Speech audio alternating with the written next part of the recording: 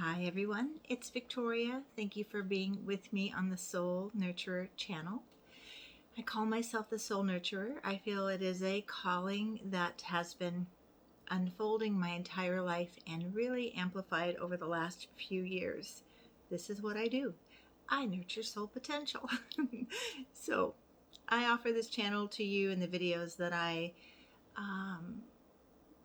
feel called to offer as a way for you to connect to your soul, to connect to your potential, and to nurture your own soul. So I invite you to take a little time with me today. We're going to explore a topic connected to self-love, connected to loving ourselves, and that is sisterhood. Why we don't often support each other and why we should.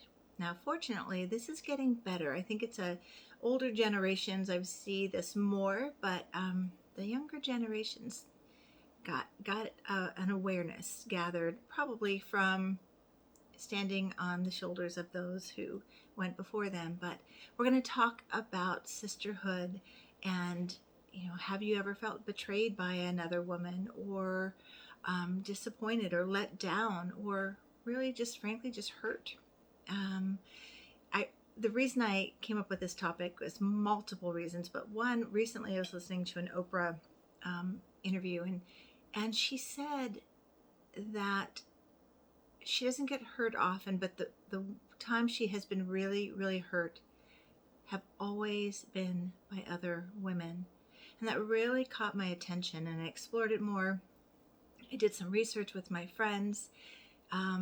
Actually, this topic was suggested to me. Can you talk about the dynamic between women? So that's what we're going to do today. But first, we're going to drop in for just a few moments to center, to open within our being, to receive what is needed to be shared coming through me, and maybe what is needed for you to hear. I welcome your comments as always. And this one, I really want you to interact. This is a really deep conversation. These videos are top of the trees. I just sort of bring the topic, I bring my perspective, but it's an open conversation I hope you keep having with others, and share your comments, and we can keep expanding this if you want. Okay, but before, let's just take a moment, take a seat with me if you can, lie down if it's convenient for you, pull over if you're driving. We're just going to take a couple minutes to drop in. This helps me drop into my heart space and speak from my heart rather than my busy mind. Okay, here we go.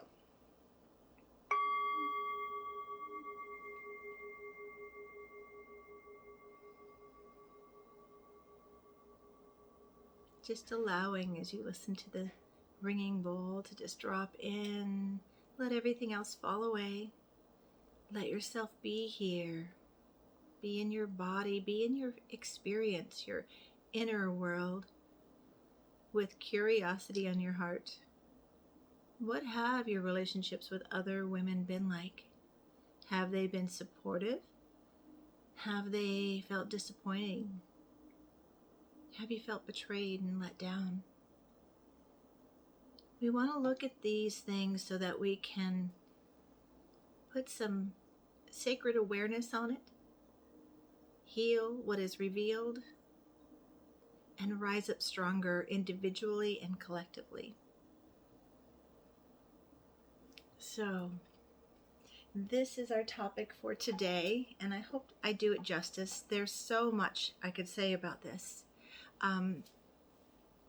Why have we had this experience, and why do we let other women down when we really need each other to support each other, lift each other up? It's who we are by nature. Women, the feminine, we are collaborators. We are the nurturers. We are the support system. And yet, that doesn't always happen, does it? I was not surprised that when I did a quick little survey with some friends, and the majority said, yes, I've had experiences with women that have been detrimental, painful. And one said, no, not really. So I was curious about that too. So why does this happen? Again, fortunately, I think that this is healing. And why is this healing? I think it's because we are shifting out of the patriarchal system and emerging more of the feminine way, the sacred feminine rising, which is dissolving these old systems and saying we can't do it like this, but we're going to still have the residual effect of this for a while. And this may show up from that patriarchal lens. It's connected to scarcity too. There's only so much room at the top, or there's only, this much money or this much whatever. It's connected to scarcity. It's connected to fear. It's connected to, fear and insecurity within us, within them. And this is what I boiled it down to as I thought about this and sat with it for a while. This is what it comes down to. And that is, when we value ourselves as women, we know how to honor other women. So if we don't value ourselves, we're projecting whatever comes out of not valuing ourselves onto other women, and we are disconnected. We're not able to honor them. So what do I mean by dishonoring? I want to cover that a little bit. I heard all kinds of information, and I can talk from my own personal experience, and then I'm going to get into the why. Why does this happen? And how do we heal it? Of course, we have to talk about that. I'm just checking my time to make sure we have enough time on this video. Okay. So what does it look like when women are dishonoring other women? That looks like not respecting boundaries, not respecting other women's gifts, not acknowledging them when they've offered you something. This is a terrible one, but not respecting, personal relationships. I've heard this over and over the years that I've done this work, and I've experienced this, and a lot actually when I was younger, more when I was younger, and we're going to talk about that too, where I'm in a relationship and other women are still coming after my man. Okay, what the heck is that about? Well, that's another whole segment, but connected to insecurity, not knowing how to value themselves, so they value somebody else and want what they have, right? So there are all kinds of ways that women can betray and not support and not lift up their sister in the best light. I love that quote. It was really popular on Facebook a while back about, something about sisterhood is helping someone adjust their crown and not telling the whole world about it. There is trust. There is the elements of safety. You feel safe with this person. You trust this person. They've got your back. They've got your heart. So dishonoring is anywhere that they step out of that agreement, that sacred sisterhood agreement. And I know a lot of us think about our relationships that way. There's the sister code. There are just some things you don't do, right? So why do we? Why do we have these experiences though? Why do we? And some people I know have these repetitively. They keep drawing in women that they can't trust and they feel hurt by. And there are some women who choose not to even have friendships with women. They prefer men. And they have said to me, men are more direct. You know where they're at and where they stand with you, right? So I'm just outing us all, and myself included. There have been times, and I've identified this, and I will say there have been times I have felt insecure around women and maybe not brought my best self. I try to be transparent, and I try to tell all the women. No, I don't try. I do tell all the women that are close to me, that are in my inner circle, that are my beloved friends. If there is a disconnect between us, if I've done something unconsciously or even consciously, or you have, let's have an agreement. We call each other out on that. We can go into these unconscious patterns, and this takes me to the next step of why. Why do we do this? Or why do we draw in people that do this to us? It is connected. Everything is connected to what we learn about ourselves when we're younger. What do we learn about valuing ourselves or being valued? Well, in relations, we're talking about women. We learned that from our first women teachers, our moms and our older sisters or sisters, what they mirrored back to us, what we made that mean. where we might have been hurt by them or disappointed or um, not valued or seen. Okay, so the mother wound or the sister wound lives in us, and we can oftentimes track it right back to, we're having a situation with someone in present time by asking, what does this remind me of? Who does this remind me of? Right now, we're going to draw in people that are familiar, I think, for the purpose of healing. But what we need to be aware of is when we're projecting our stuff on other people. Now, again, if you've got a really solid sister connection, you can let them know, hey, I do have this wound. I have had this experience. I'm wanting to be conscious. I'm wanting to heal this. And I want to develop trust that we can meet each other in a place where we can heal. And those are the ones that you open your heart and soul to. Those are the ones that you're establishing trust with, right? And then there are some that, we don't trust. I've learned this anyway, the hard way. You don't jump into the deep end of the pool with some people. You put your toe in. You get a sense. Who are they in the world? And are they trustworthy? And are they safe for me? Each person is individual, okay? So I want to look at my notes real quick because I had so much to jot down about this. So we learn about who we are from our childhoods, but then we're conditioned. We are so conditioned into comparing ourselves, judging ourselves, conditioned to doubt ourselves. And this can bring the fear that brings insecurity. It brings, we're threatened by other people or they're threatened by us. Jealousy, envy, comparison, all this yucky, the toxic feminine, right? We hear a lot about the toxic masculine these days. This is the toxic feminine. When we are bringing any energy from fear, or we're the recipients of someone's energy from fear, that's toxic energy, okay? So what can we do about that? Well, again, if this is a sister that you've had an experience with who's you value the relationship, you're going to want to have a conversation with them, right? But first, you're going to check here. Where did I learn to not value myself? Where did I teach them that it was okay to not value me, right? Where did I teach them that, don't have to honor me, it's okay? This comes from our unconscious programming. This comes from our negative core beliefs. So it's always imperative we go there first. What does this remind me of? What did I tell myself about myself when it first happened to me? And what am I still believing that is not true? And I need to update myself and I need to update my friend.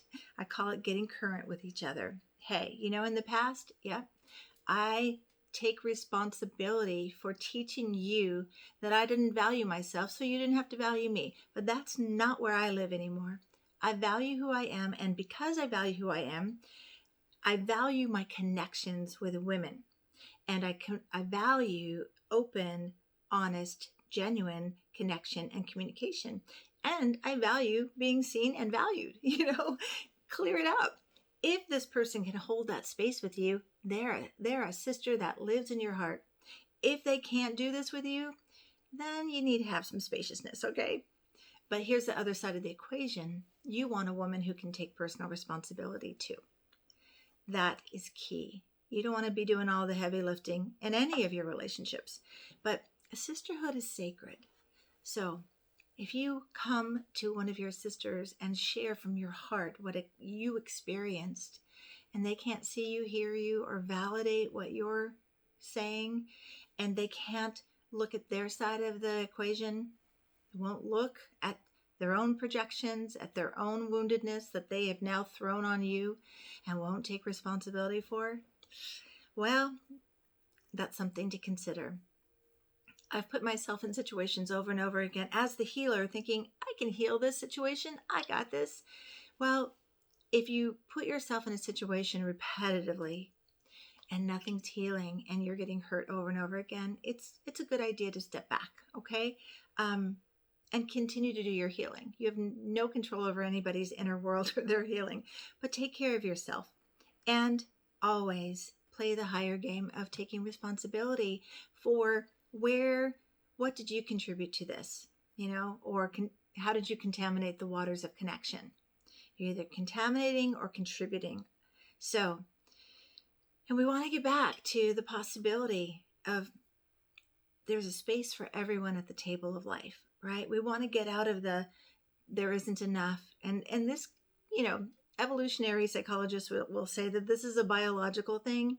Maybe so. Maybe when we're younger and, we've got our sacred, ovum and, we've got to find, the sperm for our babies that want to come into the world.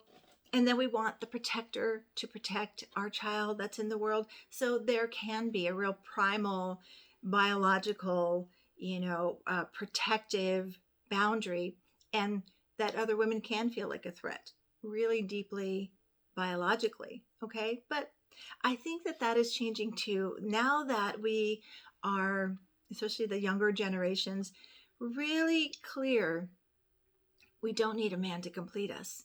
And we are not in the 50s where we need a man to have a home and money and security. That the more we identify the security comes from within us, the less we're going to have these issues, right? But we are all still healing. I don't, and there any various degree of that. So we do heal through our friendships. And we can be hurt by our friendships because they become the mirror back to show us where we were already wounded. So sometimes our sisterhood can re-wound us in order to help us see and heal. Now, this is somebody that keeps re-wounding you in the same way. Well, you have a choice you didn't have when you were younger. And that choice is to say, I'm not doing this with you and I'm walking away. We didn't have that choice when we were kids. We just sort of had to take what was offered. And in that world, we created our inner world of who we thought we were, and we diminished ourselves.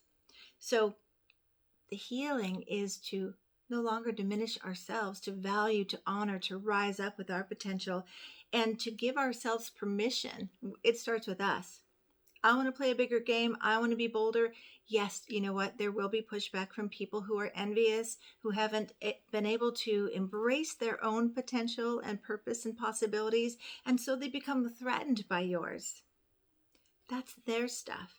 If this is a good friend, have a conversation. If it's not, you may need to separate a little bit, and that's okay. And I don't want to say separate. You may want to create some space. Don't separate your heart, though. Keep your love flowing. That's what causes more pain both ways. Love from a distance. You can still love the person, but you love yourself more. And that's what this topic was about. This month of February, the month of love. I talked about self-love. I've talked about learning about love relationships, who we are in relationship, what we learned from our primary caregivers. And this one is really important. How our sisters reflect back to us. And can they hold the space of valuing themselves and loving themselves, and their space to value and love us too? So this was really key for this month because it's connected to self-love. We're seeing all these reflective mirrors. What are they reflecting back? What are we reflecting back to other women? And notice when you're in fear around other women, that could be connected to your mother wound or your sister wound. That's your work. Or sometimes it's fear because they're showing you over and over and over again who they are. And, Maya Angelou said, when people show you who they are, believe them. And then, you make plans accordingly, right? So just want to make sure I got a few other things here for you that I had. Again, fear is key. We fear others. We may project our old stories on them or our unfinished business.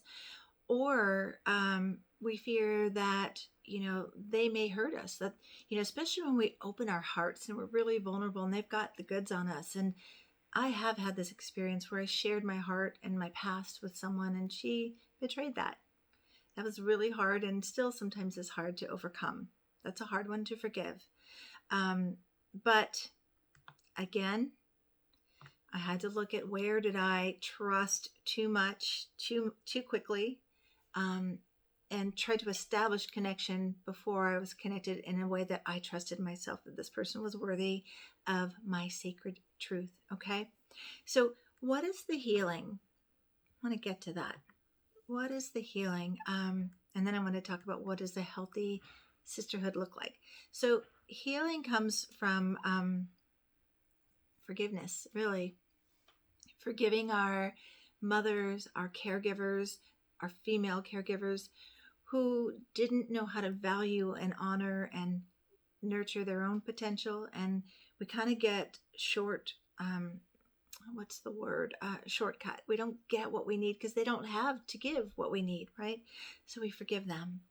We forgive ourselves for believing the story of less than, or the ways we let our insecurity run us, or our doubt.